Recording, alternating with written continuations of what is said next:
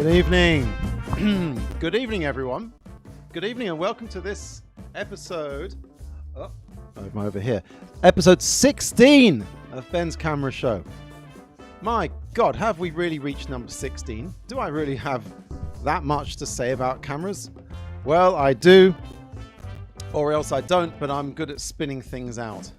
But tonight, rather applicably for show number 16, we're going to look at 16mm.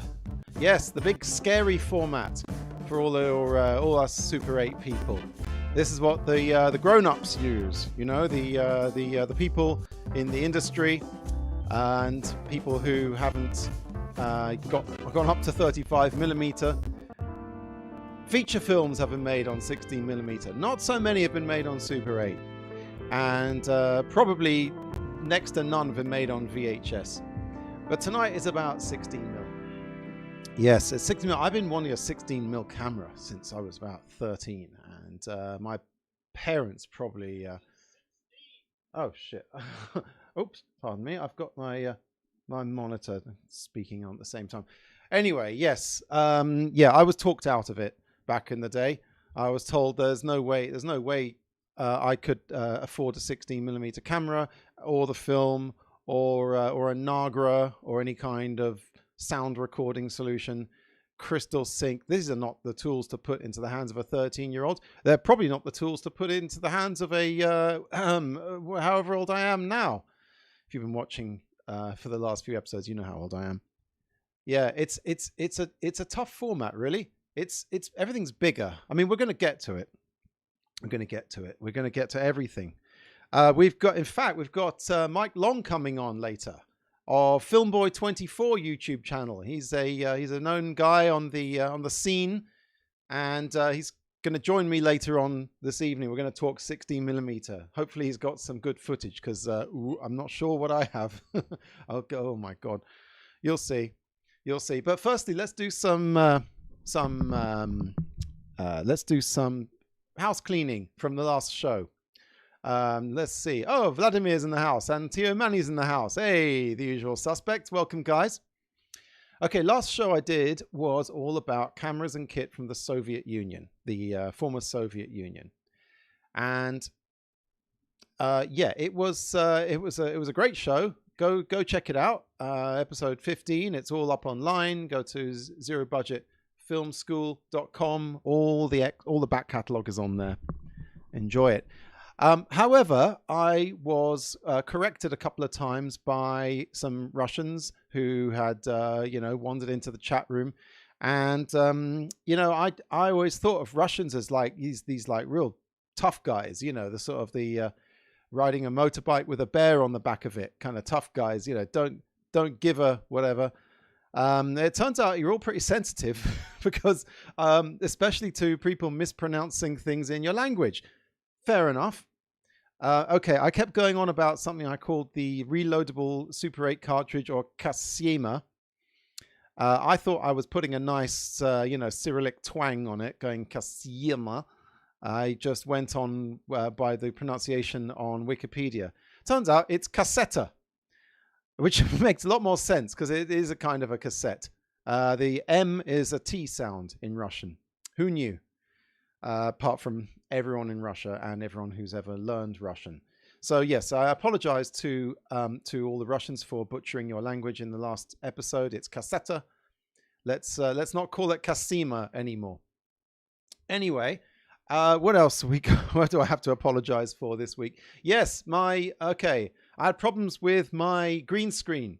As you all know, here it is. I've got this green screen that I like to show cameras and stuff on. Looks kind of weird, like you know, like those are my hands and whatnot.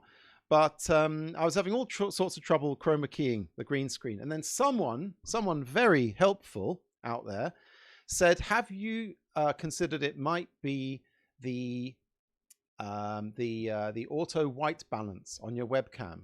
And I went into the settings, and what do you know? Auto white balance was enabled. So I disabled that sucker. And I think this time we got good key going on. I also bumped up the color. Look at how vibrant my nitrile gloves are looking tonight. So when it comes down to, when it comes to, actually, you know what? You can't see the keyboard, so I'm just going to leave it there. When it comes to it, I am going. Yes, I'm going to show you some stuff, and there won't be any of that nonsense, for the actual demonstration of cameras, because we have obviously some 16mm cameras to show you tonight. But firstly, what is 16mm? It's 16mm refers to the width of the gauge, the width of the film. As you can see right here, you have some Super 8mm film, and 16. If I cover up two of those, 16mm is double the width of Super 8 and Standard 8 as well. And as such, do I have a piece to show you? I don't have a piece of 16mm here. I do, it's elsewhere, but as such, it is the kind of film equivalent of going from standard definition to high definition. Okay, so when you scan Super 8, usually people don't scan it in more than 2K resolution. But when you scan 16mm, you can get details all the way to 4K, maybe even 8K. I don't know. I've seen a 4K Super 8 scan. It looked very nice. But however, I saw a 1K, a 1080p scan of Super 8, and it looked very nice as well, but about the same. But 16mm, you get more, obviously, as more of a, well, you can see on the side here, that's 16mm with sprockets on both sides. That's one type. Some 16mm has sprockets only on one side. Getting ahead of myself here. So basically, your inherent picture quality is better. It is. That's why you can blow it up to a cinema-sized screen, and it won't look too bad.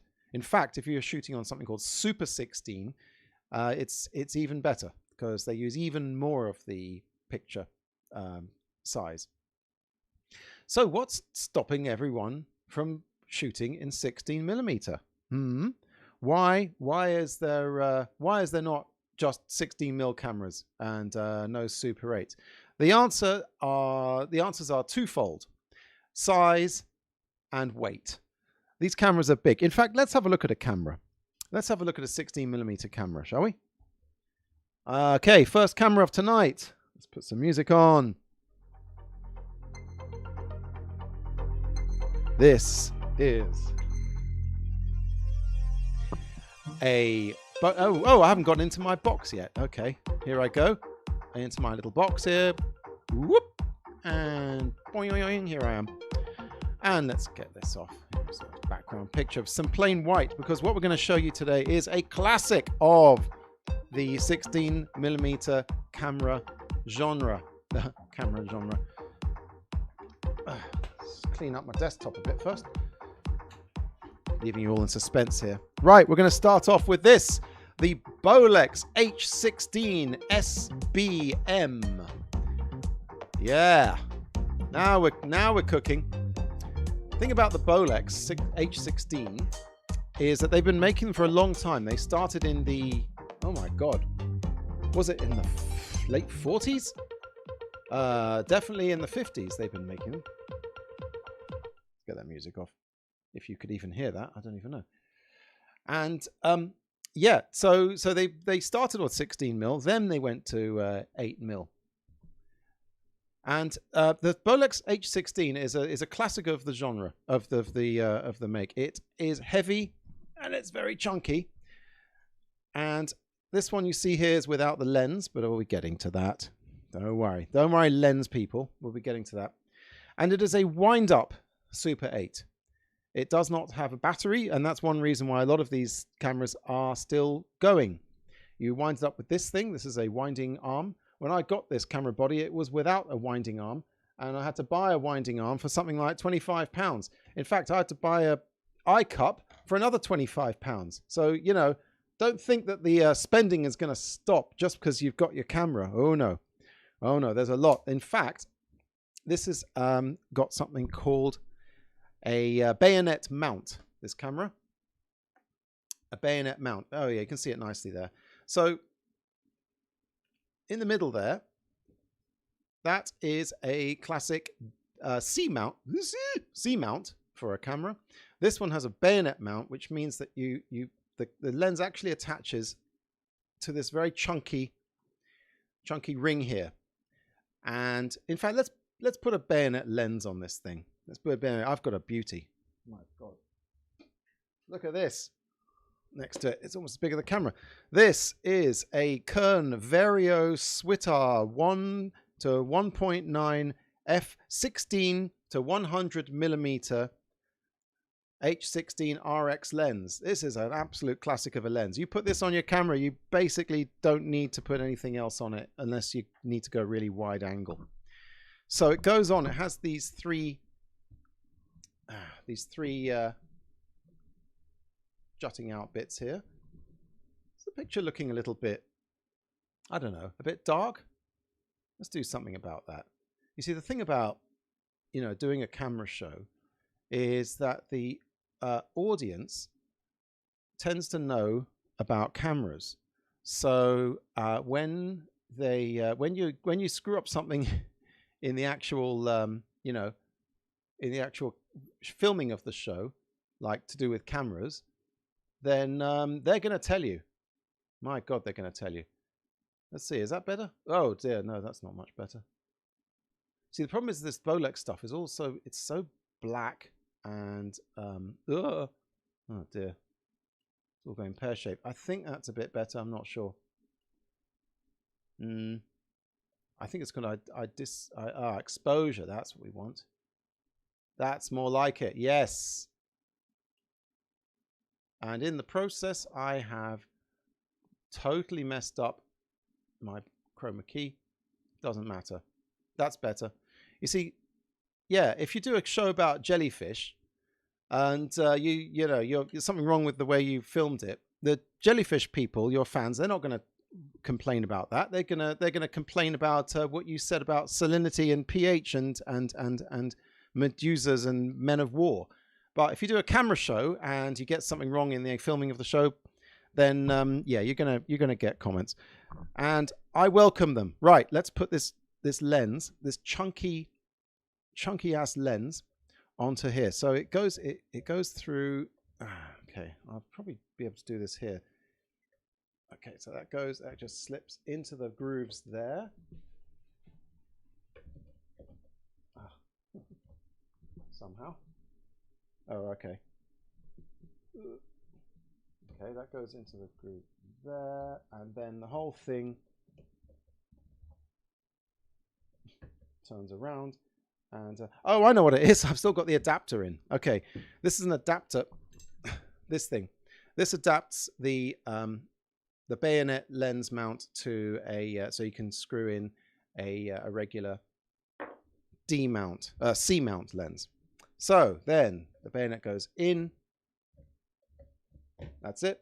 And then the wheel is turned. It locks it in place. And theoretically, you could even pick the whole camera up by the lens. Don't do that. And there is our magnificent Bolex H16 SBM with the lens on it. Okay, so shutter is here. In fact, hey, let's get some sound on this. Let's hear what this thing actually sounds like. Okay, here's the shutter.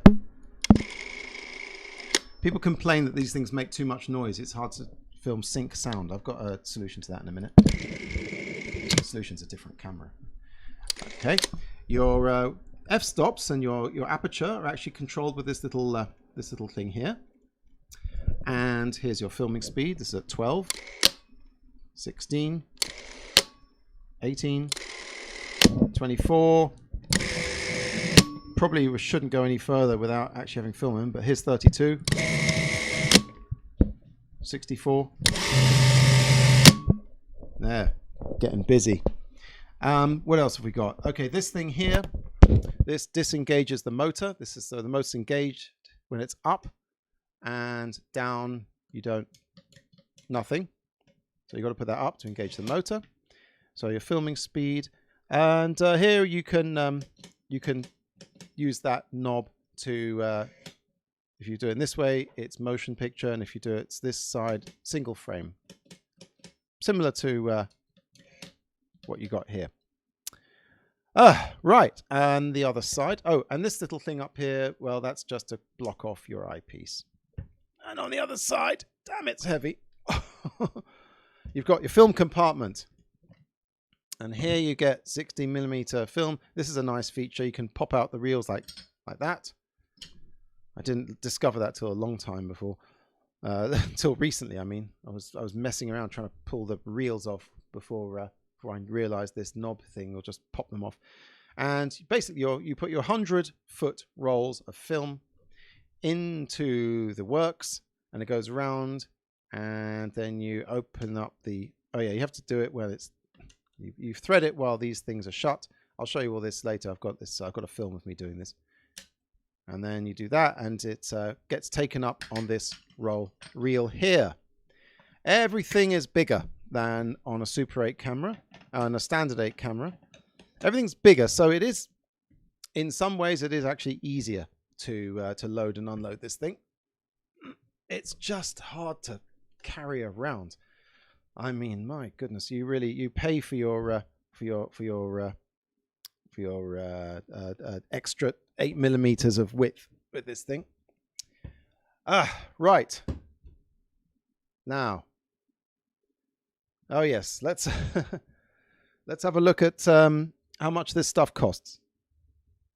You're gonna have to bear with me with all my moaning and grunting when I'm trying to schlep these things around. How much is one of these Bolexes going to set you back? Let's have a look. For an SBM, oh, okay, yeah, pretty penny. This one comes with accessories and a case.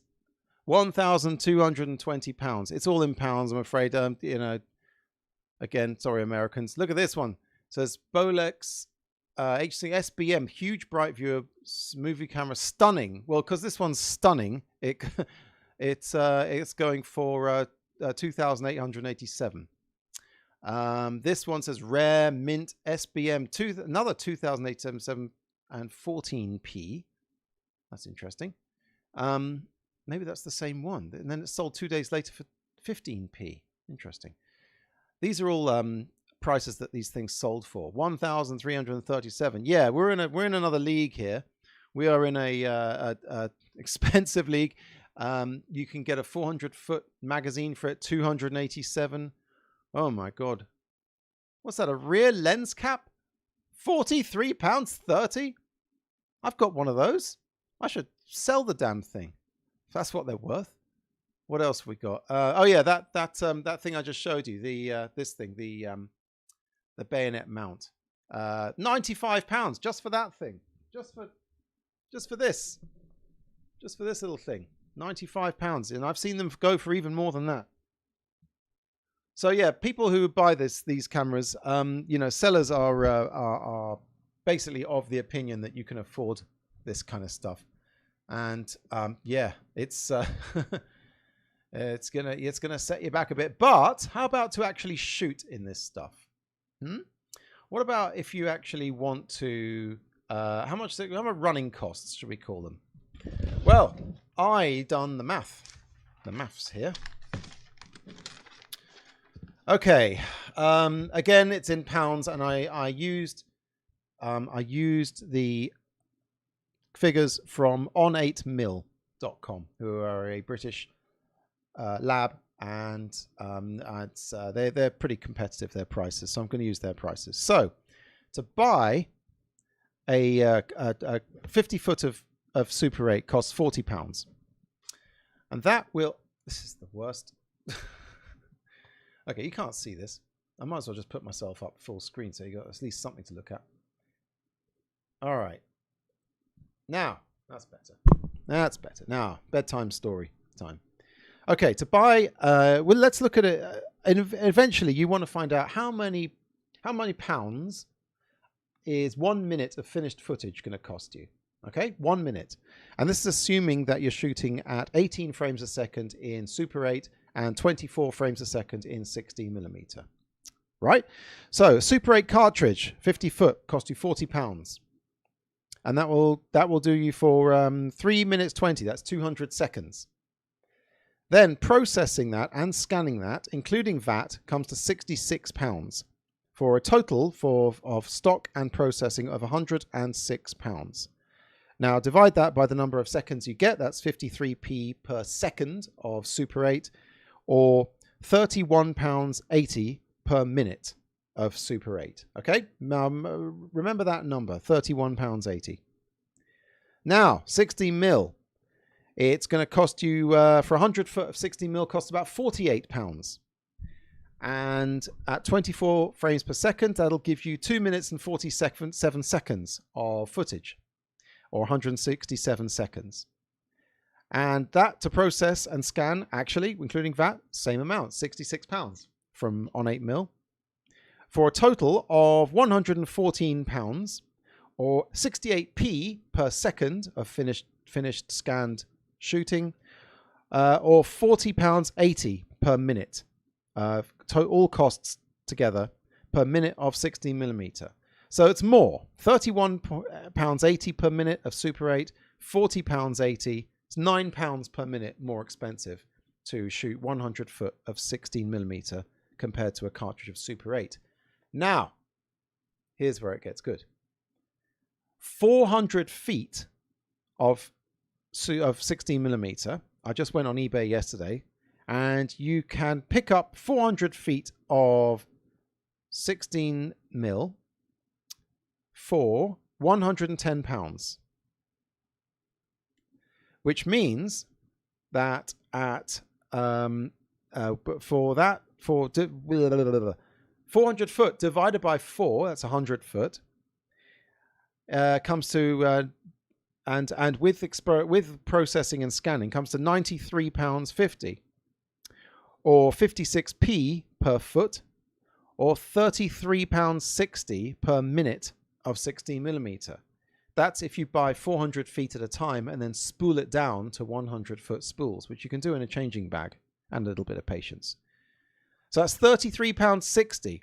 That brings it down to £33.60 per minute of 16mm, compared to £31.80 per minute of Super 8. That's just £2, less than £2 per minute more expensive for 16mm, and you're getting that amazing 16mm quality with that. So it's an economy of scale, really. If you shoot 16mm, it's all scaled up. So if you buy, say, if you were to buy 2 rolls of 400 foot Super 8, you're at 16mm, you're actually going to end up paying less than Super 8. And that's not because 16mm is particularly cheap. None of this stuff is particularly cheap. It's mainly because of the escalating prices of Super 8 over the years. It's not so cheap anymore. You don't get your films done by the lab and included in the price of the cartridge. Yeah, you gotta send it to a lab and pay for it extra yourself. So there you go. That's an interesting fact there. So the actual running costs. Okay, the cameras can be more expensive, but actual running costs are cheaper. Not cheaper, but they are comparable to Super 8. And if you go in bulk, they're actually a bit cheaper. So what other cameras can you get apart from these big 100-foot loading ones? I think because of course, as I said, the problem is that the 16mm cameras are so big and heavy and bulky. So what about small ones? Can you get a small 16mm camera? How small can you get in 16mm and still be able to shoot stuff? Well, you can get me off the screen to start with. Out of the way. Right. You can buy these things called magazine films, 16mm films, where the 16mm comes in a cartridge that you can actually load yourself. You can see there, that's being sold by the Film Photography Project in America. They are loading magazines and selling them to people, which is great.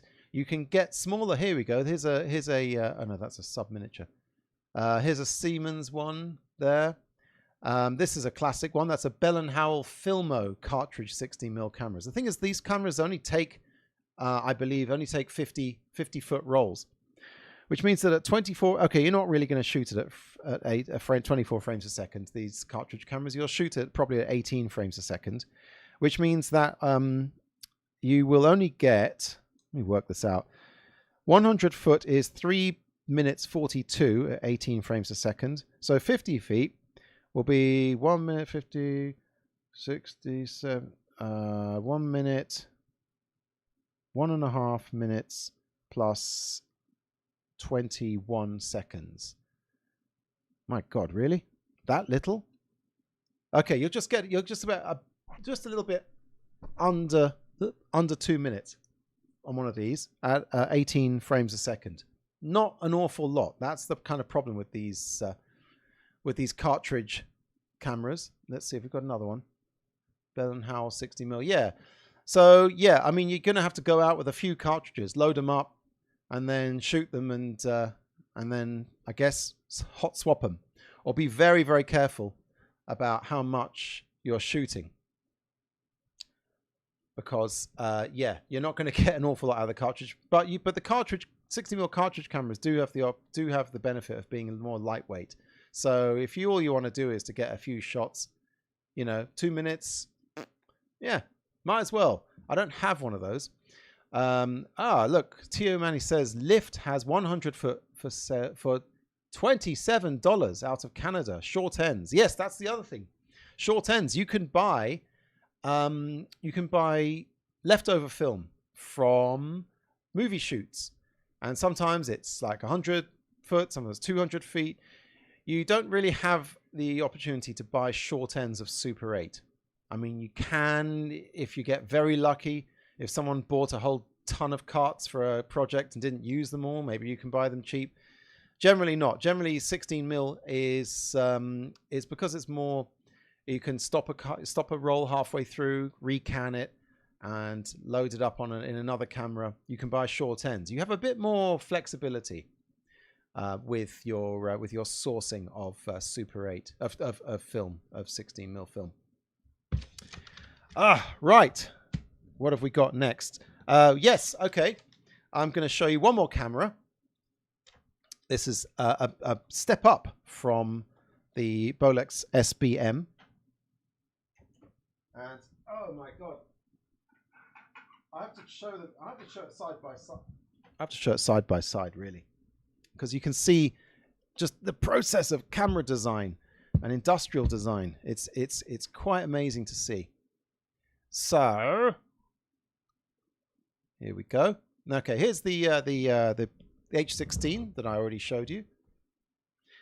Now that was made in 1970, by the way. It was one of the last H16s they made. A very nice one. And here is practically the last one they made, apart from a couple of Pro ones. And it's the Bolex EL. And it's much more chunky and industrial looking than the chrome sort of beauty of the earlier one. This is a Bolex H16 EL. EL, I think it stands for electric. I'm not sure, but it is electric. It's not a wind-up one.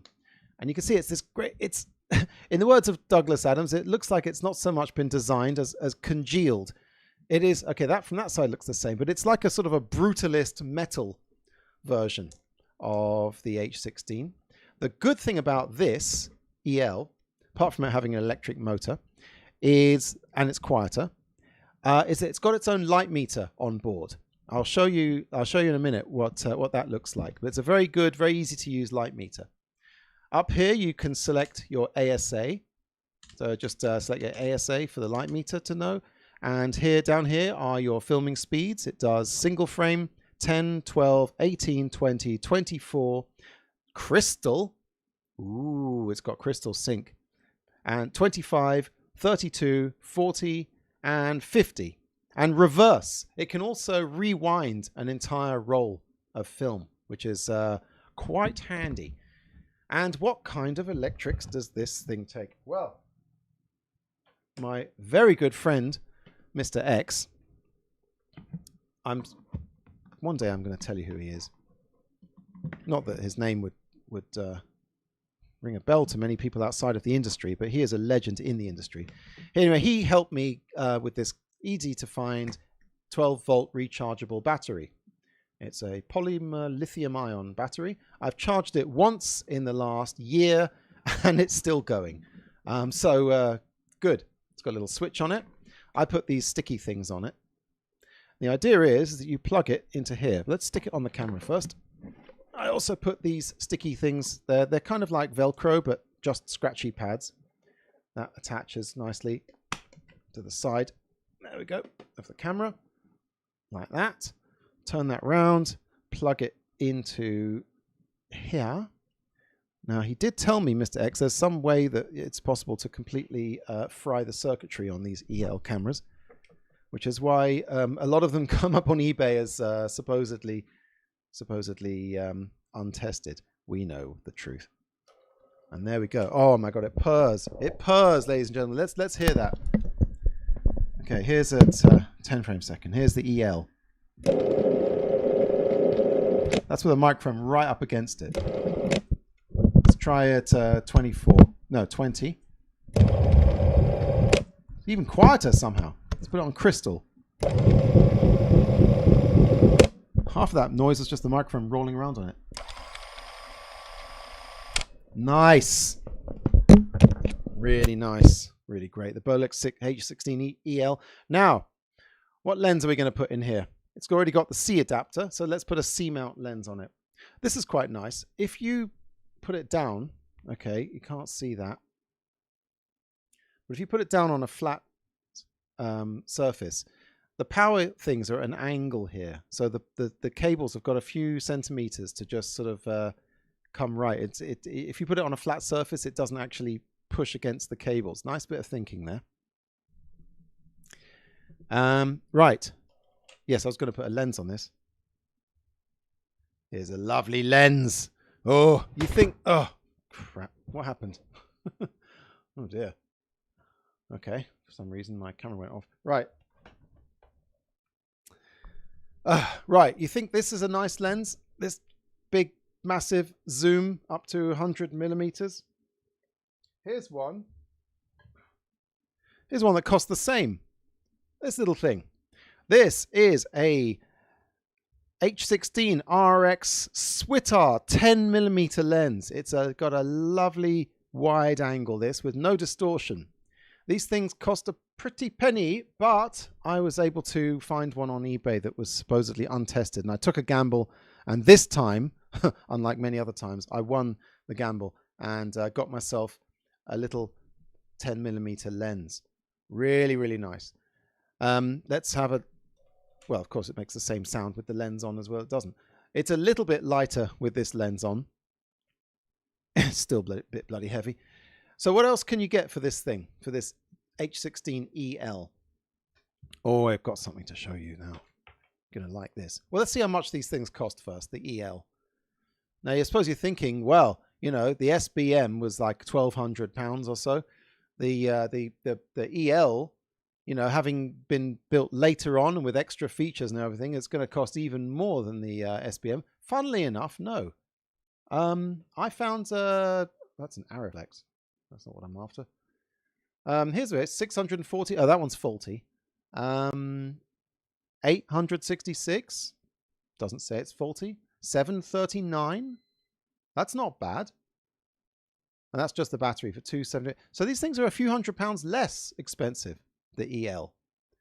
These are just ones that are sold on eBay.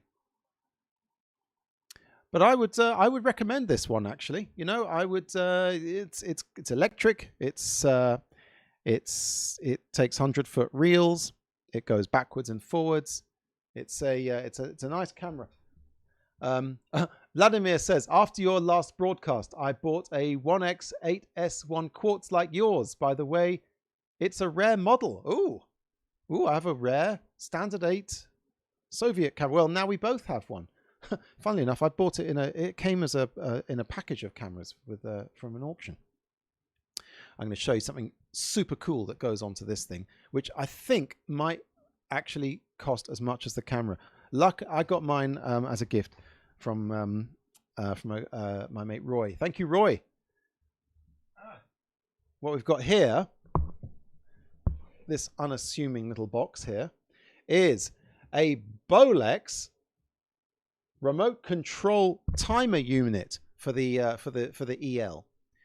And with this, basically, you can do time lapses. Yes, you plug this into the EL, you set how many frames, how many seconds between the frames, and how many frames you want total. A couple more, jiggery pokery here, and there you have yourself a time lapse on 16mm with this thing. It is a very cool box, and I haven't properly used it yet. I know what you're all thinking. What the hell are you doing, Ben? You've got all these magnificent cameras, and you haven't gone out shooting with them. I have, and I've thereby hangs a very a bit of a sad story. Okay, so with this show, I like to. I'm gonna put this stuff away. I like to have some footage to show you because it's a camera show. And so this week I thought, right, what I'm going to do, I'm going to go shooting 16mm and I'm going to develop it, and everything's going to be just dandy. It wasn't dandy, I'm afraid. Okay, here we go. Here's my story of woe. Let's go into the screening room here.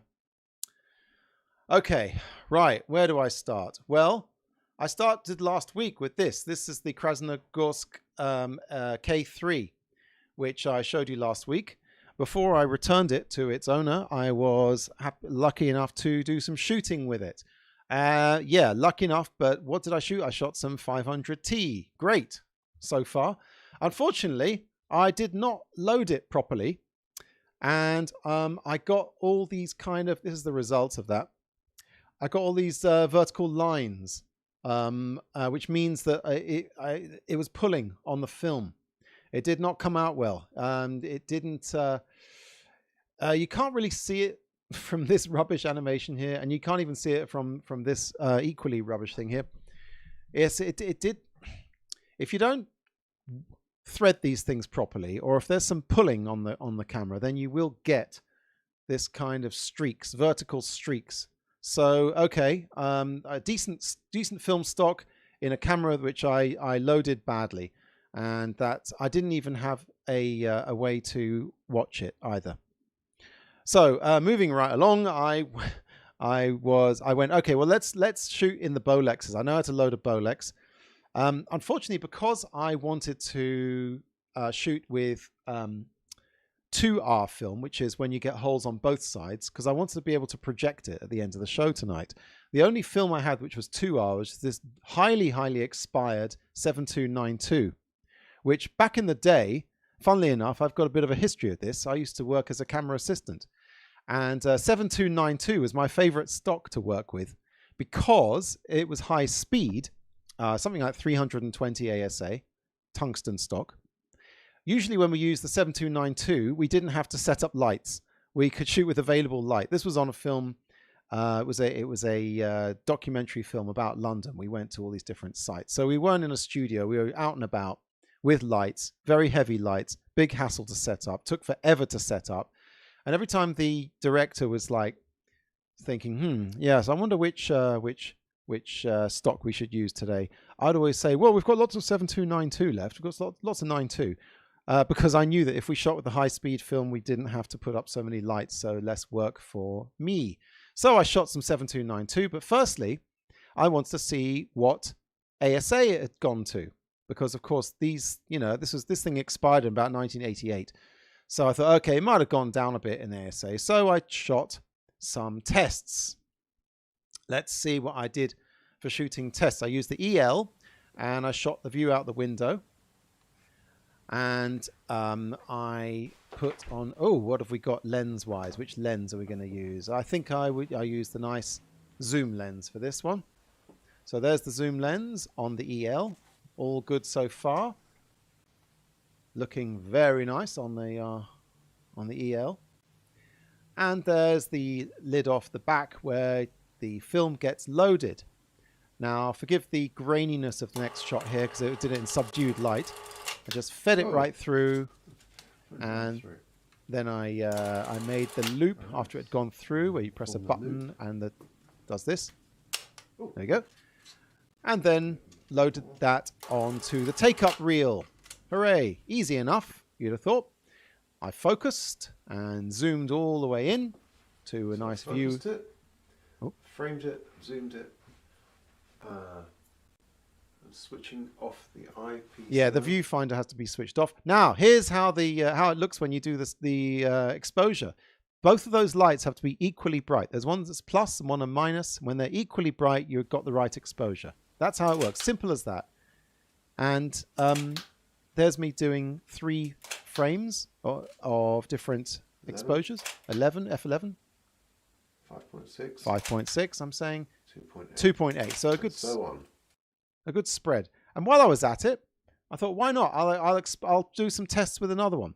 So I did more than 3 frames, by the way. I shot about 3 feet of just alternating F11, F5.6, F2.8. This is my usual way to determine how gone a piece of film is. And so while I was at it, I had some other film. I thought, let's do it with some Super 8 while I'm all set up. I put it in my Canon 814 XLS. I put some of this old Ektachrome, Xtreme 160, and which can only be developed in up to 24. So that was a 24 Celsius. So there's the view. That's with a digital camera. That's the view I was aiming for. Just some buildings and then a building in the distance and some trees. Okay. Now, when I developed that, the 16mm, all I got was a few frames, and they didn't look that good. In fact, I couldn't find any color, and they were all a bit unexposed. Certainly not what I was expecting for high-speed film. The second time I tried it, I just got this, which is these amazing colors. Unfortunately, that's because the test strips were, well, they were canoodling with each other inside the tank, unfortunately. So that was a disaster. So I tried it again, this time in the kitchen, with the wide-angle lens. I got this, which equated to this, almost invisible. And after a lot of post-correction, I was able to put these together. The one on the left is 15 minutes in 22 degrees ECN2. The one in the middle, 20 minutes. And the one on the right, 25 minutes. The reason I didn't do the hot ECN2 is because I was doing the Ektachrome there, and it would have melted all the emulsion off. So you can push it, but it still looks crap. This 9.2, and to be honest, by then it was like Tuesday night, and I was supposed to. Oh, I'll talk about that in a second. I was supposed to be done by then. I was expecting to have like 3 or 4 minutes of lovely footage to show you, but all I got are some tests which show me that the expired film I was trying to use had totally expired, i.e. died. I think this stuff was about 20 ASA, which is a bit of a drop down from 320. By the way, I got these scans because I don't have a 60mm scanner. I got them by using this Canon compact camera, taping the film here, as you can see, to an LED panel light, and just taking pictures of them. And it worked all right. The purple strands there underneath, that's the Ektachrome. And I had a bit more luck with the Ektachrome. Those are the 3 different temperature times I did them in. And they came out a bit purple. And there we go. There's the F4. There's our interesting info here. 15 minutes on the left, 20 minutes in the middle, 5 minutes on the right. As you can see, it gets sort of darker and darker. It comes out negative because I used ECN2. This is basically cross-processing. This is not the correct chemistry you're supposed to do this stuff in. And there's all the f-stops, 1.4 to F11. So I would say this Ektachrome had gone from... Okay, so yeah, that's when I just did a plain invert. And then I tried some color correction to get rid of that bluish, greenish kind of color. And the best I could do was this. And if we look close up on that, well, I really wasn't able to bring out any colors at all on this. If I'd done proper E6 developing, I might have been able to get some better colors. But it's turned out a little bit monochrome, that Ektachrome, which is a shame because I've already shot half a roll of it. There's the close up there of the Ektachrome. Yeah, not my finest hour right there. However, just because that went wrong doesn't mean that I can't learn something. And here you can see this is what I use to warm up my chemicals. 5 degrees. I didn't use the Cine Still heat So Ban Marie after 10 heater. minutes, Oh. we are at 41 degrees. There we go. Only took it took 11 minutes with a top up. But if I put that much in, how much is that? Yeah, about 625 mils of boiling water was enough to bring up the temperature to, it's gone above 40, 42, perfect. There we go. So just 250 milliliters of warm water. When you put this in, this places there we go. Just the right amount to keep it warm. There we go. And that's just sitting there at a nice, comfortable 37 degrees and holding. Right. Well, there we go. So I got something out of it. I was able to find a new way to warm up my chemicals, and which is a lot cheaper and a lot less hassle than using the Ban Marie than the Cine Still thing I have. And unfortunately, that is all I've got from the as far as my 16mm shooting went. I did not have a huge amount of luck bringing you some wonderful 16mm footage there. However, this brings us always doing that. This brings us very nicely to our guest for the night, who's had a lot more success than I have in 16mm. My guest this evening. Let's see. Let me tell you some things about him. Oops. No, not all of that. There we go. Right. Yes. Okay. Right. Well, my guest is someone who grew up in the 80s when Super 8 cameras were still cheaper. And then he moved on to video and then digital video, like many of us.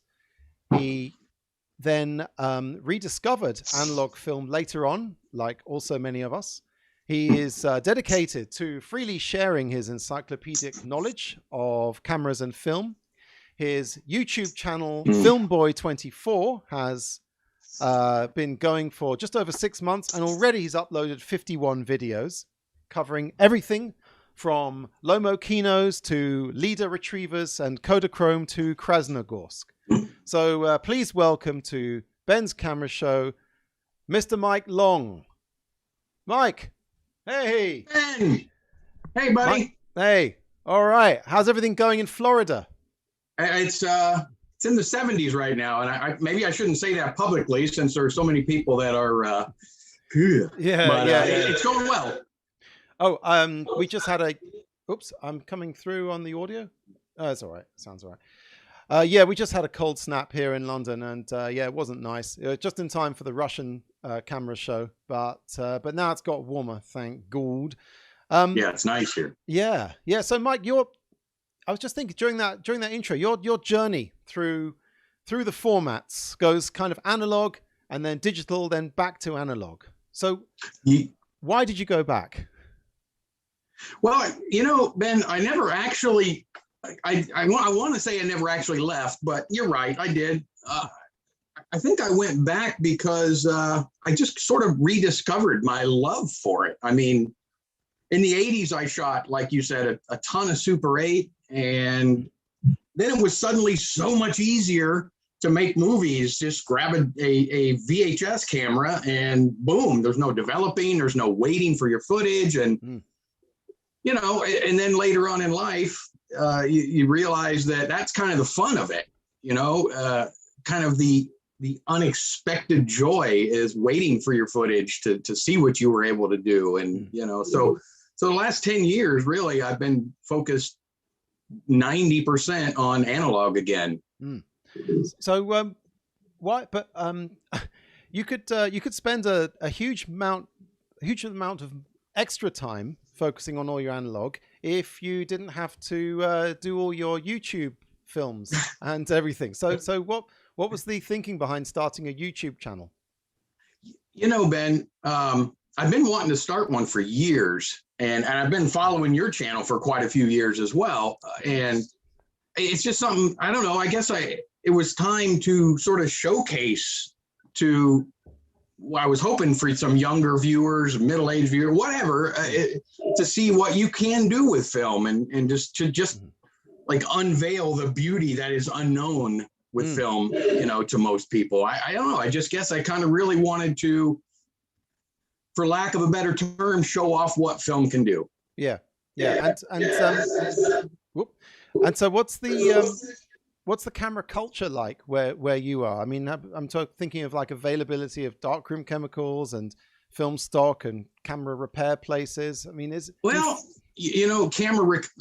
camera repair, that's sort of a tricky one, because I'm a nut for doing everything myself. I always have been. I don't even like to send my film away to get it developed or scanned or anything. And it's not because that, I probably get way better quality, but I enjoy the hands-on experience of doing it all. So as far as the repairs, it's almost easier, especially when you're shooting inexpensive Super 8 cameras. It's almost easier to just get another camera. Oh, it's absolutely easier. So I don't send mine off routinely for service and repairs and things like that. If something happens and it's terminal, typically I just pick up another one. What, if you don't mind me asking, how many cameras do you have at the moment, or have you lost count? Hopefully my wife isn't watching. Oh no, I've got a few dark boxes in the attic that my wife doesn't know about. I would say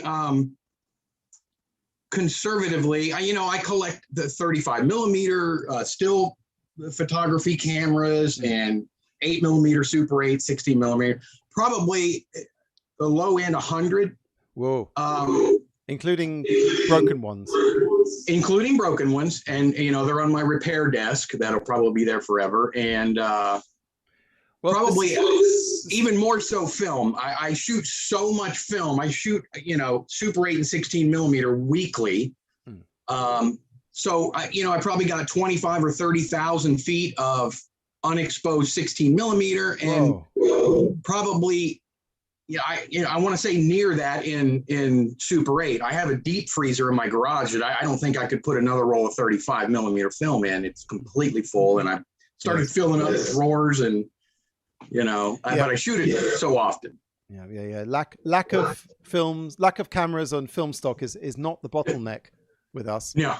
I've got some pictures that you've sent me of cameras that you've owned in the past. Because of course, that was my very first 16 right there. Wow, nice. That was 1995, I believe, 95-ish, 96 maybe. Yeah, they were going pretty cheap back then, weren't they? I got that camera. I'll never forget. I got that camera, the tripod, a Nagra 3 recorder, the reel to reel, which I didn't send you a photo of, and I should have. And the tripod, it came with an MST motor, 2 magazines, and I picked it all up for $1,000 at that time, which I wish I never sold it, but I did. Amazing. Let's. I'm going to cycle through some of your other cameras here, because I was Cine Kodak Model E. That's an old one, isn't it? That was a beast. Yes. Wow. These are all long gone, sadly. I sold these back in the 90s. And Bell. I see. I have a Bell & Howell Filmo 88. I missed that one a lot. Yeah. And this is a 16 mil. Right. It only took 100 foot loads, much like the Bolex reflex, non-reflex. Nice. We got that's more. Oh my God! Look at all those handles. Are those all like back winding handles, or they are? That was a lot of things that I bought. I bought out a camera store's old stock. They used to rent these in the 60s and 70s. They would rent these much like you would rent a cine camera to shoot a movie with. So they rented these, and as time went on, they just had a closet full of them. And the Bolex Rex 5. You had a titler. I ended up somehow with a titler. I don't even remember how I got it, but I don't think I ever used it other than just to look at. Nice. Victor Model 3. I don't even know this one. This looks like a World War II kind of design. They were even pre-World War II. I believe they made these Victor cameras in the 20s, the late 20s. I'd have to double check, but if I'm not mistaken, they started making these in the late 20s. Wow. Yeah. That's amazing.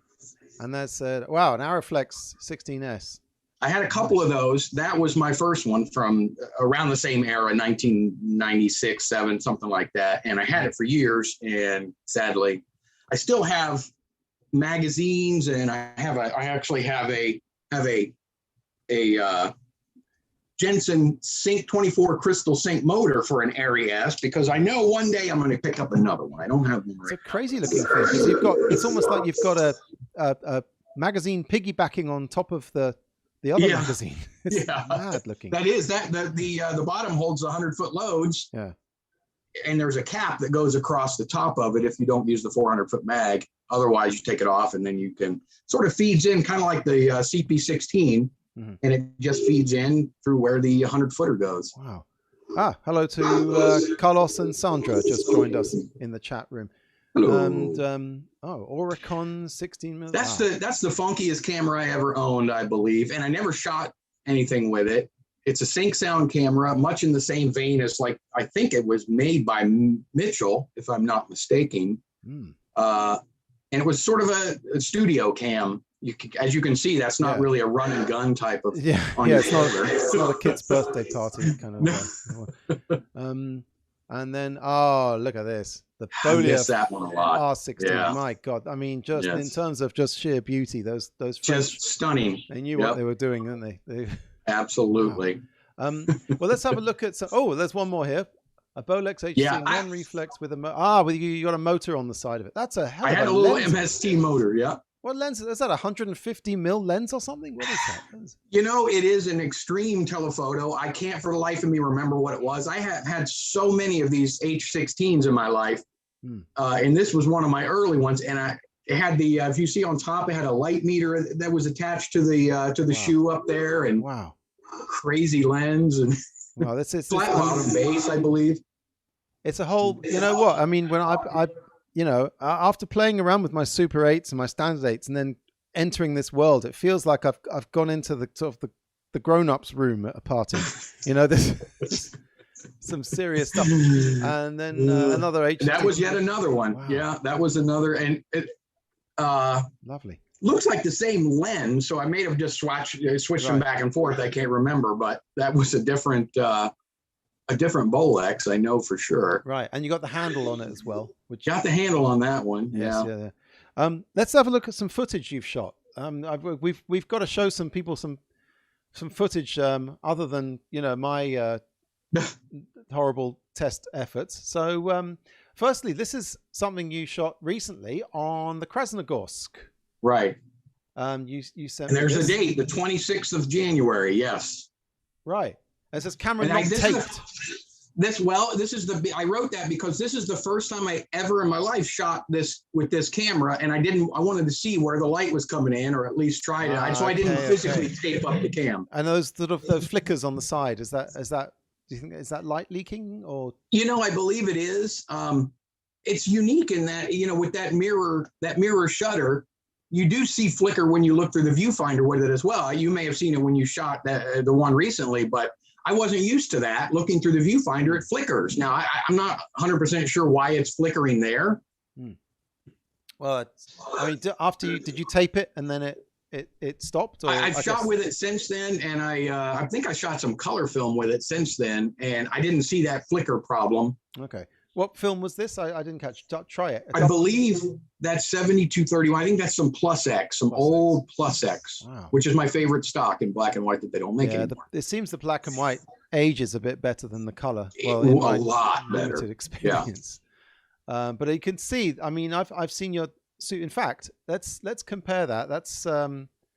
That's 16 mil, obviously, but I've got some footage here that you shot recently of some 500T, same location, and yeah, I've was in my. Yeah. I'm sorry. Go ahead. No, Ben. I've got to know your garden quite well by now. Yeah. But this looks amazing. This is on a, what is it? A Canon 814 or 1014 XLS? Yeah, the 1014. And I tripod it just for this, just to kind of see what it would do. Nice. I mean, sometimes, I mean, I find that, I mean, this is 500T. This is supposed to be the grainy one, but it's still very high quality stock. I got to tell you, I was amazed at how well this actually came out, especially since I processed it myself. I was quite amazed. Yeah. Is that a Chihuahua? That's a Chihuahua. That's Ellie. Yeah, I've just got my cat to pose for me when I try to film some random stuff, and of course, as soon as I start filming, the cat just goes totally motionless. Does not cooperate. Well, you see, my kids and my wife are over it now, filming them constantly. So now I'm training the little dog here to stand still for film or move about. Yeah. No, that's lovely looking. And now I've also got something from your channel here. If I can jump around here. Yeah, you put a bunch of SLR lenses on a Bolex. I liked this film of yours where you put various different. Was it Nikon? They were Nikon, yes. And I did get some flare, as you can see in the top left corner there. Oh yeah. I don't know if it was from a viewer of mine suggested maybe it was probably light bouncing inside the adapter, which probably makes sense. Next time I might use a mat of some sort, a mat box or something to try to block any of the glare. But I don't know where I got that light, unless it was the camera's leaking, which I don't believe it is. I don't think my Bolex is leaking anywhere light. I tape it up well. Right. Oh. So I'm not sure where I got those light leaks. Yeah. Oh well, I'm sure you'll find the solution. But this I was very inspired by this because it's nice to be able to use the whole range of lenses with these 16mm cameras. As long as you've got an adapter, it's something that Super 8's only the very, very good, high end ones can take different lenses, and I found them to be quite fussy about what lenses they like and which ones they don't. And I bought adapters. I bought almost every adapter that I could find. I've only used the Nikon lens so far, but I have the EOS and the FD and the M42 adapters, and so we'll see. I'd like to see if I get kind of a similar result from everything else. And well, finally, I've got this film you made, which is your coffee making film, which is nice to see. I mean, after all the coffee developing, it's nice to see an actual coffee making one. And, coffee making, yes, and I got to compliment you on your sound dubbing. It does look. I read in the comments that you said you basically made 2 cups of coffee, one for the audio and one for the film. But you've got them matched up very nicely there. It looks like very. It's very animated in terms of some of the noises, but yeah, no, it's nice. It almost reminds me of the Jan Svankmajer kind of films, with the sort of where he would animate kind of people moving and stuff. And this is on what 7222, which is what? Which is that's the negative film. That is the XX. I don't know if you can see that. Double X negative. Yeah. Another good one. This is what I think the only black and white stock that's actually currently available. If I'm not mistaken, in 16mm. Oh, the fresh. Was this fresh? Fresh. Okay. Yeah. Okay. Yeah. I was wondering, do you have an industry background? Because I mean, part of your YouTube channel I quite enjoy is when you tell old stories about coffee. I'm ready to go. All right, let's get back to the other video. I don't. I've made quite a few narrative films with my film partner Jupes. So we do have, in so much as, yes, I've made a ton of movies, narrative films, but as far as working professionally in the field, no, I don't have a background in that. I can recommend, if anyone goes to Filmboy24 on YouTube, check out Mike's stories from the front lines of filmmaking, and I really appreciate some of those stories, because I've got a bunch of like guerrilla style crazy stuff. Yeah. But I wanted to ask you, is it worth shooting? Because I did that number crunching with the sound, with the costs of everything. So with that said, is it worth shooting 16mm on a kind of a casual basis, or is it more of a like, okay, you got to take your time, set up your shots, and do it more narrative style? Ben, for me, it is. For guys like me and you that like to process our film ourselves, I'd say, yeah. I mean, I shoot, and I know you do, I shoot a lot of expired old stocks. I know it's not for everybody. I've seen, some negativity out there about shooting expired stocks, but it doesn't bother me. So, going back to your pricing, which was dead on, if you're shooting raw, brand new, fresh stock, there's only a little bit of difference. If you're shooting old expired stock, I almost feel like 16mm can be cheaper.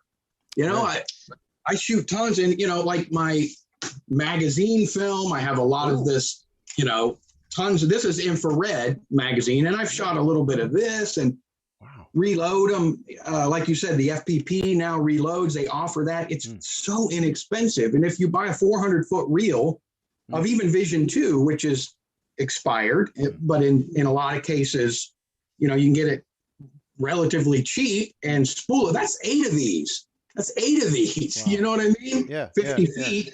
And you can develop it in a UPB 1A yourself. So I think it is relatively cheap for the casual shooter if you do most stuff yourself. So there's a startup cost first. You get the Lomo tank, a few chemicals, and the camera and everything. But once you're at a comfortable kind of level, you can just once you get up over that little hump there, then you can skate. Exactly. What would you say is your sort of bucket list, like you would love to have camera? Is there any particular camera which you would just like, oh my god, it's like your holy grail? Yes, there's a couple. I really want an SR3 Aeroflex, and I would like to have an ATR, an Aton or Aton, however they are pronounced. I'm not sure. Aton, I think, is how some people pronounce them. And honestly, I've never had either of those two. I just think they're stunning looking cameras, and I know that they're rock steady.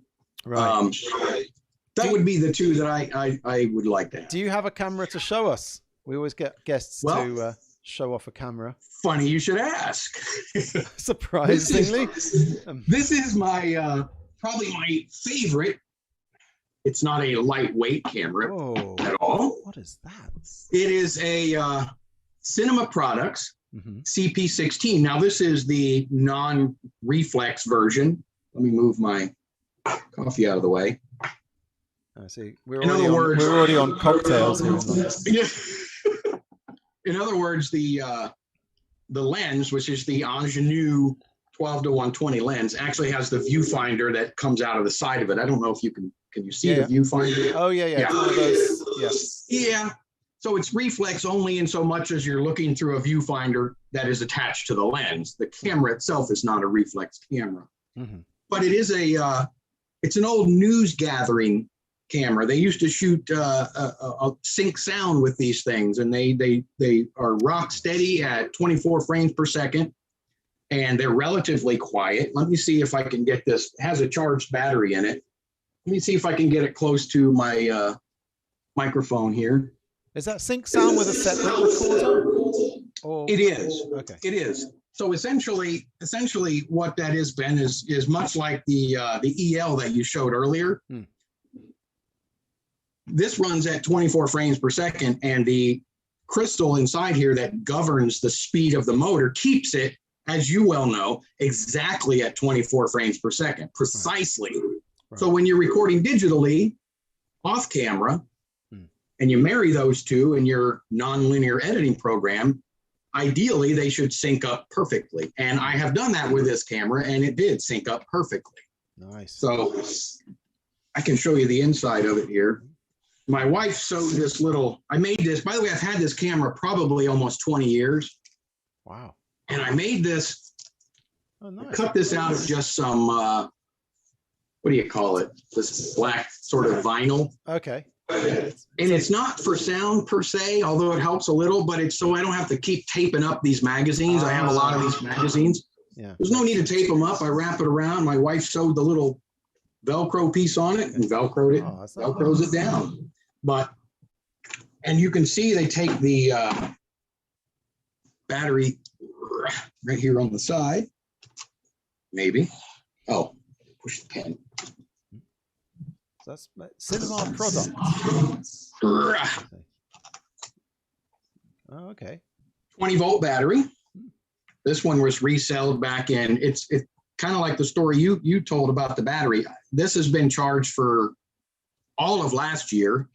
Yeah. And it was resold 20 years ago, and it still runs this camera. That's amazing. That is amazing.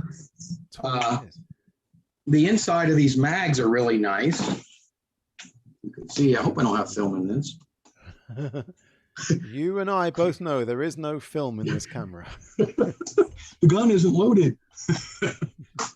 Yes, see there? And are they sealed off from each other, those two halves? They are, which is beautiful, because you only have to do one side in the dark. Feed it through, and then you just... Right. Yeah, nice. Close it off. And these little pins sort of just push in, and they're knurled on the outside. You push them in, they're spring loaded, and twist them. You don't have to use a coin, which you don't have to use a coin. Manufacturers, they assume you've got a coin after buying these cameras. Always. And then the inside of it here, let me pop off this viewfinder. Ooh. Now these came with natively with a sound head attached in here, which has been removed. I removed it out of here because I don't shoot sound striped film in here. But it literally comes out of here, you wind it through, back up in here, and you're done. It is a little bit of a chore to load this thing through the guides, but hang on a minute. If it's got a sound, if it had a sound head inside, was that? Yes, you could shoot striped film. Mm-hmm. So it was a magnetic striped film. Oh, okay. I was wondering if there was some weird optical system or something, but no, it was all, and it has all of the the controls on the back for the sound. Wow. All along the edge here, microphone ends. So whatever you shot was automatically synced if you had striped film. Correct. Back then. Correct. Okay. That's why they use these were awesome for news gathering.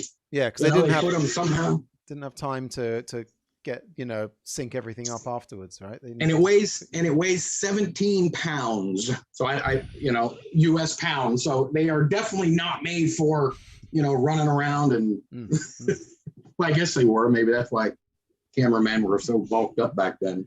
Now I had problems scanning my film. I don't have a scanner. I have a Wolverine for my Super 8. Right. I don't have a 16mm scanner. I have a 16mm projector, which has issues, as we'll see in a minute. But I understand you've got the Rolls-Royce solution. You went and got a movie stuff retro scan machine.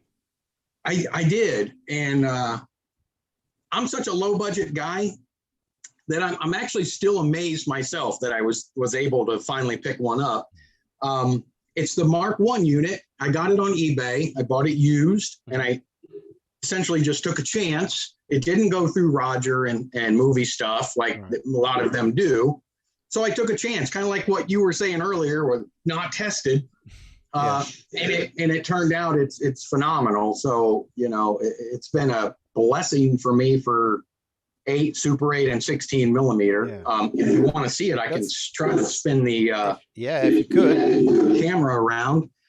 You'll have to excuse the mess. Does this have the it has multiple stages, doesn't it? It has like a 16 mil and an 8 mil sort of Yeah, I'll attachment. show you here if I can get. Let me get this spun around. And you have both of those, and I guess you do, don't you? Because that I do. garden footage was. Yes. All right. I don't know. Oh if, my God!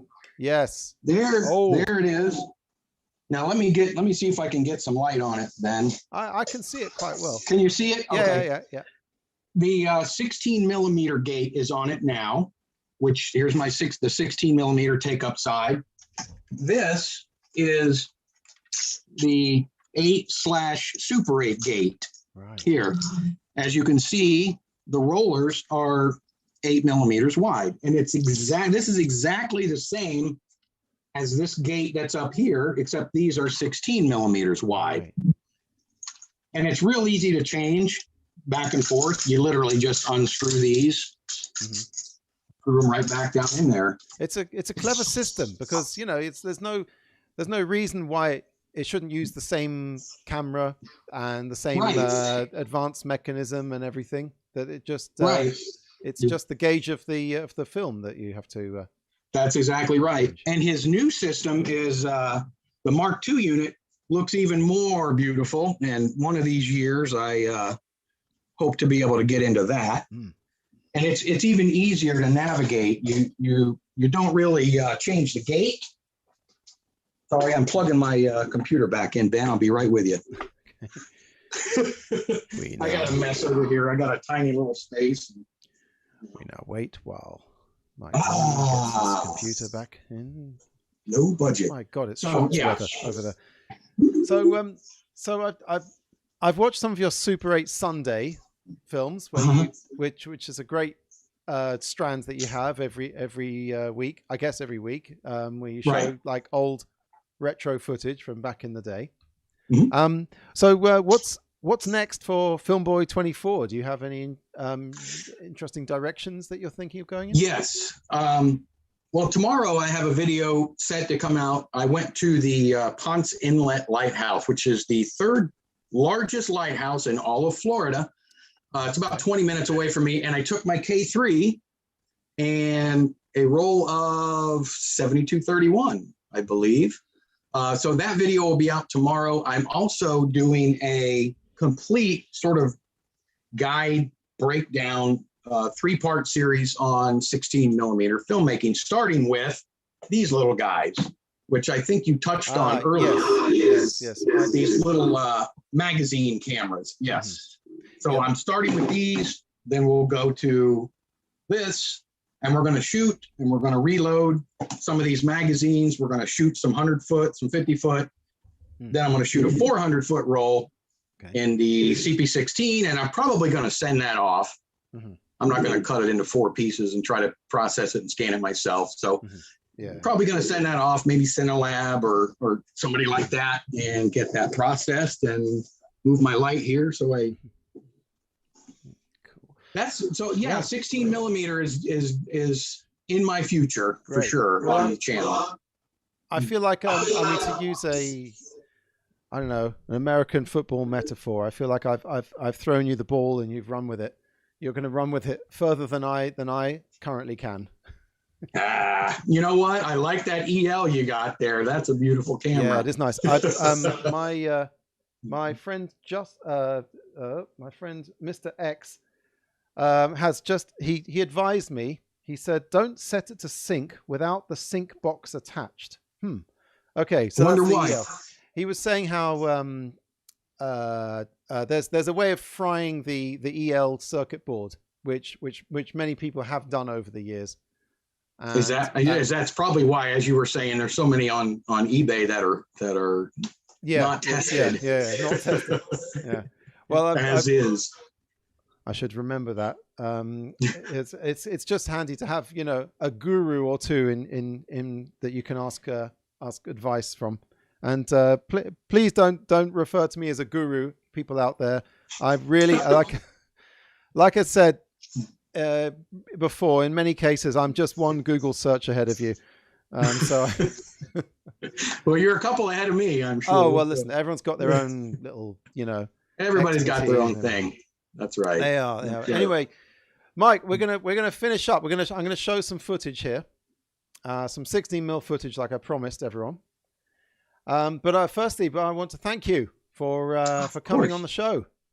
Thank you for having me, Ben. And by the way, I didn't say I believe you just turned. It's got the 5 in front of it? Yes. I turned 50 in January this year. Happy 5s. You're in the club. Yeah. Oh my God. Did you get there first? Oh, I'm deep into it now. Yeah. Okay. Yeah. Yeah. Well, maybe when I'm let's see, 15 years older, I'll buy a 65mm camera. Oh. And then, have me on again. Have me on again. I want to see it. Yes. You'll get a 70mm. Anyway, brilliant. All right. Well, thank you, Mike. Thank you for having me, Ben. Everyone go to Filmboy24 on YouTube. Mike, you got a definitely a faster output rate than I have. So at some point, you're gonna overtake me. But Godspeed to you if you do. Thank you, Ben. Great. All right. Thank you, buddy. See you soon. Bye all. Anyway, so Mike Long there of Filmboy24, and we have. Oops, let's get him off that one as well. We have just about come to the end of the show. I don't think we've learned very much tonight at all, to be honest. I mean, I've in terms of like how much 16mm wisdom I can give you. I've only been doing it for a little while, and I've had some horrible results so far. But next time I will have hopefully some better results. Michael Carter. Michael Carter's in the house. Oh my God. He said it was great to see you two together in a show. Michael, come on this show as well. All you have to do is to know a bit about cameras to get on this show, and you know more than anyone. So let's have you on later. But until then, it's time for our film treat. And tonight, oh my God. Okay, 16mm. I mean, if you think it's a hassle to film, you wait till you've tried to project the stuff on a ancient old the 16mm projector that likes to chew up film and have all sorts of do all sorts of other nasty things to it. I'm going to show you what I'm filming with today. You know what? I didn't even have time. This is pathetic. But I didn't have time to upload these pictures. So what I'm using is this. It's called a Rank Aldis 16mm projector. I was given by a guy called Ronald Grant from the Cinema Museum here in London. He gave me this whole box of film reels. He said that someone had made a documentary in Africa sometime in the past, and had all this unedited footage, there's rushes left over. And so I thought, well, let's have a look. Let's reel one of those onto this thing and have a look. So you're going to have to bear with me here while I have to switch off the lights, and behind the curtain here is the projector. Because it's such a huge projector,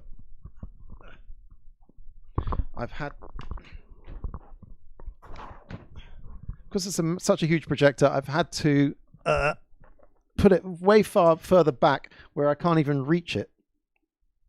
So you're all going to get a view behind the curtain here. Right, the DSLR is working. Hurrah. Now, let's bring back the green screen to reveal. Okay, I'm in the way here. There's the projector in the background there. You can just about see it. Now, because the take-up reel doesn't work, it doesn't take up the film properly. However, I'm going to stand behind it, and I'm going to just sort of do it manually. So you have to do that, otherwise the film spills out all over the floor. Okay, so I'm going to go over there with the mic. I might have to unplug my my headphones, and we're going to look at some of this footage from this guy's documentary made in Africa. And appropriately enough, I've got some YouTube non-copyright African music. So let's see what we got here. Right. Oh boy, I hope this works. I have to stand here for the entirety of this, winding back the wheel. And here we go. Uh-oh. Oh, hang on. My microphone stand is in the way. Not good at all. And here we go again. Oh boy, it's all coming out the back here. No, it's not. It's good. Yeah, so there's some zebu, I think. Those sort of oxen there. Now, there's a splice halfway through this film, which might come apart inside the projector, but we'll see. Oh dear. There's of course, I've got the shadow of the actual camera on the side there. Look at that, he's making stuff out of... Uh-oh. Oh, God. There we go. That's better. I'm just...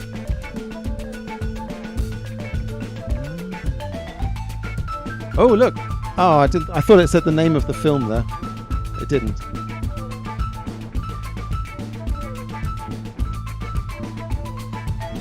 I do not know which country this is in, and I do not know what date it was filmed. Sometime in Africa in maybe the 60s. Now look at this guy. This is great. This guy's a policeman on traffic duty. He's not putting up with any nonsense. Those cars. I love those cars. Uh-oh. The film's all spooling out the back now. Maybe I can zoom in a bit. No, I better not. Okay. The wobbling of the picture there is because of the table that this projector is on. Now, is it going to snap the film? Here comes the splice. Oh, God, I hope it works. Yay, it worked! We're on the second half of it. Hey. Now, this is obviously a view from somewhere. Up somewhere. I think it's in Ghana, maybe? Nigeria, possibly?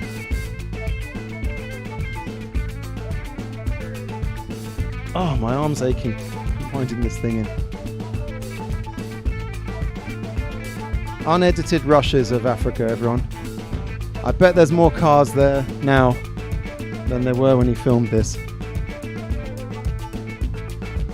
Wow, they look like old Morris Oxfords, these cars. Oh, the music's finished. Can't have that. Let's put some different music. Let's put another one on. I've stopped the film just so I can put another track on here. All right, and second half. Here we go.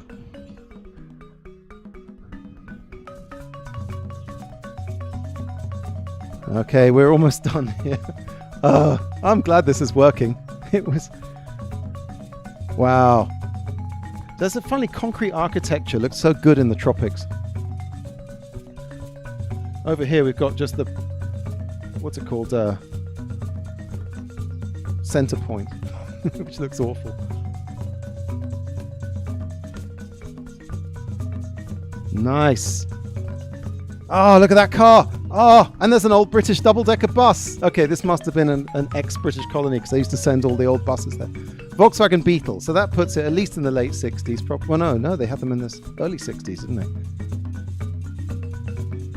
Oh, nice. I love that crisp 16mm. There's an old bus there. That was probably the number 9 to Hammersmith before it came to the wherever this is. Oh, and that's the end. Yay! It worked. Hooray! Well, hopefully that 16mm feast is makes up for the lack of 8mm last week. Oh, that's it, everyone. Whoa! I'm not going to show you the whole room here. Thank God for that. Thank God that worked. Right. And that's the... Oh, well, I'm going to keep the music on. Why not? So yeah, that's the camera show this week. And I want to thank Mike Long. Oh, let's put the end credits up there. And take that. off. The video capture device off. Hey, there we go. My God. Well, thanks everyone for coming. Thanks Mike Long from Filmboy24. Thanks Michael Carter and Tio Manny and Sandra and Betty and Carlos and Vladimir and Peter and everyone and Benjamin Maria. Hey, we got at least one other Benjamin in the house. So, oh God, it's really high, isn't it? I've probably been drowning myself out with this plinky plonky music. Anyway, next week, oh my God, we've got a titan of the Super 8 world. We have a Mount Rushmore giant, someone who it arguably held the entire Super 8 world on his shoulders and kept it alive and kept it a professional format. That's right. I'm very, very, very excited to say that Phil Vigent from Pro 8mm is coming on the show next week. This guy is the godfather of Super 8. He is the most professional person in the entire Super 8 world. And I have so many questions to ask him. I'm going to keep him on for as long as I can. I don't know about a theme for next week. I've called it Super 8 Goes Pro because, you know, Pro 8. And Phil is hopefully going to answer all my questions there. And thank you all for tuning in. This has been great fun. I hope you've learned at least one or two things about 16mm. I know I have. And yeah, we'll be back next week on the 25th of February, 7 p.m. GMT. That's kind of afternoon in America and late night in Russia. And sparrows fart in Australia. So that's it, everyone. Thanks for joining in. We'll be back next week with Phil Vigent. If you don't know who Phil Vigent is, then look up Pro 8mm. They are the governors of Super 8. I'm really excited to be talking to him. So bye, everyone. I'll see you next week.